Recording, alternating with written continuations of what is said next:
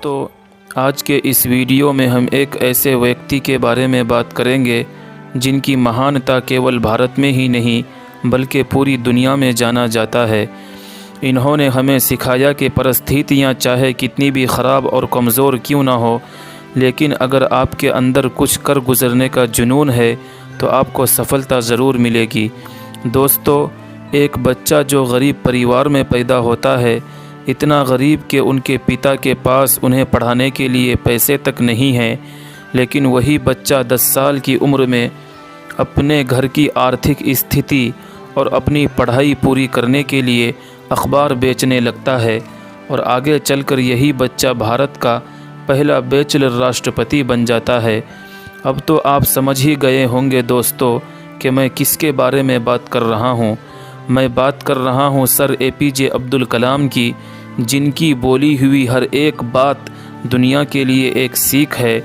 दोस्तों, वैसे तो APJ अब्दुल कलाम की पूरी ज़िंदगी को एक वीडियो में कवर करना मुश्किल ही नहीं नामुमकिन है, लेकिन फिर भी हम आज के इस वीडियो में उनकी ज़िंदगी के कुछ ख़ास पहलुओं पर रोशनी डालने की कोशिश करेंगे। दोस्तों, APJ अब्दुल कलाम का जन्म तमिलनाडु में रामेश्वरम गांव तमिल मुस्लिम परिवार में 15 अक्टूबर 1931 को हुआ था। इनके पिता का नाम ज़ैनुल आबदीन था, जो पेशे से नावों को किराया पर देने और बेचने का काम करते थे। इनकी अम्मी का नाम असीमा था, जो एक हाउसवाइफ थी। दोस्तों, APJ अब्दुल कलाम कुल 5 भाई बहन थे, जिसमें 3 बड़े भाई एक बड़ी बहन थी। जब APJ अब्दुल कलाम का जन्म हुआ तब इनका परिवार गरीबी से जूझ रहा था। परिवार की मदद करने के लिए APJ अब्दुल कलाम ने छोटी सी उम्र में ही अखबार बेचने का काम शुरू कर दिया। मगर दोस्तों, अखबार बेचने के पीछे का मकसद सिर्फ पैसा कमाना नहीं था, बल्कि एक कारण ये भी था क्योंकि बचपन से ही APJ अब्दुल कलाम को पढ़ने और ज़्यादा से ज़्यादा ज्ञान सीखने का शौक़ था। इसलिए वो जो भी अखबार बेचते थे तो उसे बेचने से पहले पूरा पढ़ लिया करते थे। दोस्तों, ऐसा भी माना जाता है कि APJ अब्दुल कलाम ने अपनी पढ़ाई की शुरुआत एक मदरसे से की थी। ऐसा इसलिए कहा जाता है क्योंकि उनके पिता एक मस्जिद के इमाम थे और शायद उन्होंने बचपन में जो कुरान की तालीम हासिल की थी अपने वालिद से ही की थी। इसके अलावा उनकी माँ बहुत ही नेक औरत थी, जो हमेशा अपने बच्चों को खुदा के रसूलों, पैगंबरों और नेक लोगों की कहानियाँ सुनाती थी। हालांकि दोस्तों, एक मुस्लिम फैमिली से बिलोंग करने की वजह से उन्हें कई बार मुश्किलों का सामना करना पड़ा। इन मुश्किलों में सबसे पहले मुश्किल का सामना तो उन्हें बचपन में ही करना पड़ा। जब APJ Abdul Kalam 5th class में थे तब वो अपने दोस्त रामानाथ शास्त्री, जो एक हिंदू ब्राह्मण फैमिली से था, वो उनके साथ क्लास में पहले बेंच में बैठा करते थे। एक दिन उनके स्कूल में एक नए टीचर आए और एक मुस्लिम को एक ब्राह्मण के साथ बैठना उन्हें पसंद नहीं आया और उन्होंने कलाम जी को लास्ट बेंच पर बिठा दिया। APJ अब्दुल कलाम पीछे बैठ तो गए, लेकिन दिल इतना रोया दोस्तों कि वो अपने आंसुओं को रोक ना सके और उनका दोस्त रामानाथ शास्त्री भी इस बात से बहुत रोए। मगर दोस्तों, इन तमाम मुश्किलों ने भी APJ अब्दुल कलाम को सफलता प्राप्त करने से न रोक सका, क्योंकि उन्होंने क्लास के लास्ट बेंच में बैठकर ही फाइटर पायलट बनने का सपना देखा था और वो इसे हर हाल में पूरा करना चाहते थे। फिर क्या था दोस्तों, APJ अब्दुल कलाम इसी सपना को पूरा करने के लिए 1955 में वो लड़ाकू विमान का पायलट बनने के लिए वो मद्रास चले गए, जहां उन्होंने इंस्टीट्यूट ऑफ टेक्नोलॉजी मद्रास में एडमिशन ली, जहां उन्हें और स्टूडेंट्स की तरह एक प्रोजेक्ट दिया गया। प्रोजेक्ट इंचार्ज ने रॉकेट के मॉडल मात्र 3 दिन में पूरा करने का समय दिया था और साथ में ये भी कहा था कि अगर ये मॉडल ना बन पाया तो उनकी स्कॉलरशिप रद्द हो जाएंगी। फिर क्या था दोस्तों, एपीजे अब्दुल कलाम जी ने ना रात देखी, ना दिन देखा, ना भूख देखी, ना ही प्यास देखी, क्योंकि स्कॉलरशिप ही उनकी पढ़ाई का एक ज़रिया था। घर के हालात तो पहले से ही ख़राब थे और उन्होंने मात्र 24 घंटे में अपने लक्ष्य को प्राप्त किया और रॉकेट के मॉडल तैयार कर दिए। प्रोजेक्ट इंचार्ज को विश्वास नहीं हो रहा था कि ये मॉडल इतनी जल्दी तैयार कैसे हो गया। इसके बाद एपीजे अब्दुल कलाम ने मद्रास इंस्टीट्यूट ऑफ टेक्नोलॉजी में शिक्षा हासिल की, लेकिन जब परीक्षा की बारी आई दोस्तों, तो परीक्षा में उन्हें 9वां रैंक मिला, जबकि आईएफ यानी इंडियन एयरफोर्स ने मात्र 8 परिणाम घोषित किए थे, जिस कारण वह सफल नहीं हो पाए और उनका ये बचपन का सपना टूट गया।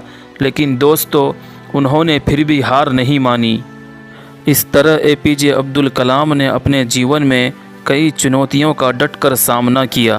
ग्रेजुएशन की पढ़ाई पूरी करने के बाद अब्दुल कलाम जी DRDO में एक वैज्ञानिक के रूप में शामिल हुए, जहां उन्होंने मशहूर वैज्ञानिक साराभाई के साथ भी काम किया था और यहां पर इनको पहला मिशन मिला और उनका पहला मिशन था भारत के पहले रॉकेट की उड़ान भरना। बड़े मुश्किलों के बाद कलाम सर ने रॉकेट तो बना लिया और 21 नवंबर 1963 को भारत के पहले रॉकेट को लॉन्च कर दिया गया। मगर दोस्तों, जिस इंसिडेंट की वजह से सर एपीजे अब्दुल कलाम को मिसाइल मैन कहा जाता है, वो इंसिडेंट कोई सक्सेस नहीं बल्कि एक फेलियर था। हुआ दरअसल ये था दोस्तों कि 1969 में शुरू होने वाले भारत के पहले सैटेलाइट का एपीजे अब्दुल कलाम को डायरेक्टर बनाया गया था और उन्होंने इस पर 10 साल तक काम किया। मगर 10 साल की कड़ी मेहनत के बाद 1979 में जब इस रॉकेट को लॉन्च किया गया, तो रॉकेट में कुछ तकनीकी ख़राबी होने के कारण ये रॉकेट बंगाल की खाड़ी में जा गिरा, जिसके वजह से लोग वैज्ञानिकों पर उंगलियां उठाने लगे। ऐसे हालात में एपीजे अब्दुल कलाम बहुत परेशान हो गए। इनकी परेशानियों को देखकर प्रोफेसर सतीश धवन, जो उस वक्त इसरो के चेयरमैन थे, मीडिया के सामने इस असफलता की पूरी जिम्मेदारी अपने ऊपर ले ली। इसलिए दोस्तों, एपीजे अब्दुल कलाम हमेशा सतीश धवन को याद करके उनकी तारीफ़ किया करते थे। इसके बाद दोस्तों 1970-1980 के दशक में डॉक्टर एपीजे अब्दुल कलाम अपने कार्य की सफलता के कारण देश के मशहूर वैज्ञानिक बन गए और देखते ही देखते एपीजे अब्दुल कलाम सर ने अग्नि और पृथ्वी जैसे बड़े बड़े प्रोजेक्ट को कामयाब बनाया और भारत दिन ब दिन ताकतवर बनता चला गया और नामुमकिन को मुमकिन बनाकर इन सफलताओं को भारत की झोली में डालने के कारण ही एपीजे अब्दुल कलाम को 1981 में पद्म भूषण और 1990 में पद्म विभूषण से सम्मानित किया गया और 1997 में उन्हें भारत रत्न से नवाजा गया। लेकिन भारत रत्न अब्दुल कलाम को पुराने प्रोजेक्ट के लिए नहीं था, बल्कि ये तो पोखरंडू के लिए था। पोखरंडू वही प्रोजेक्ट था जिसमें भारत ने CIA के सैटेलाइट को चकमा देकर परमाणु बम की सफल परीक्षण की थी और इस प्रोजेक्ट के चीफ कोऑर्डिनेटर भी एपीजे अब्दुल कलाम जी थे, जिन्होंने अमेरिका और जापान जैसे देशों के वार्निंग के बाद भी अपने इस मिशन को चालू रखा। इस तरह भारत परमाणु संपन्न देश बन गया। DRDO से रिटायर होने के बाद वो अन्ना यूनिवर्सिटी में पढ़ाने लगे। एक दिन जब वो अन्ना यूनिवर्सिटी में लेक्चर दे रहे थे, तो अचानक उनके पास एक कॉल आई और कॉल में भारत के पूर्व प्रधानमंत्री अटल बिहारी वाजपेयी जी थे।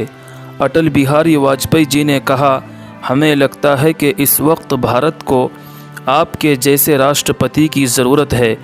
एपीजे अब्दुल कलाम को समझ नहीं आ रहा था कि क्या जवाब दें।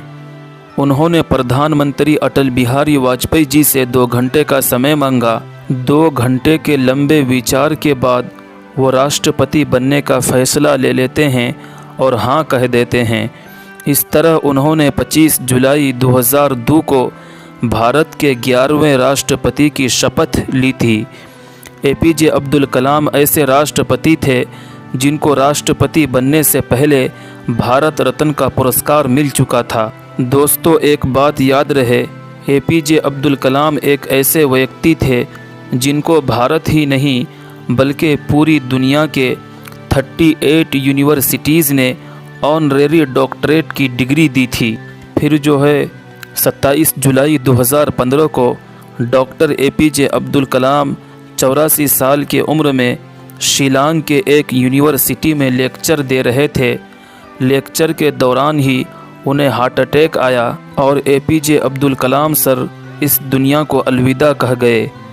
उनके जनाजे में लगभग 3.5 लाख लोग शामिल हुए, जिसमें भारत के प्रधानमंत्री नरेंद्र मोदी समेत कई दिग्गज नेता शामिल हुए थे। तो दोस्तों, इस वीडियो में बस इतना ही। अगर वीडियो अच्छा लगा हो तो वीडियो को लाइक करें, शेयर करें और ऐसे ही नॉलेजेबल वीडियोज़ के लिए हमारे चैनल को सब्सक्राइब करना ना भूलें। धन्यवाद।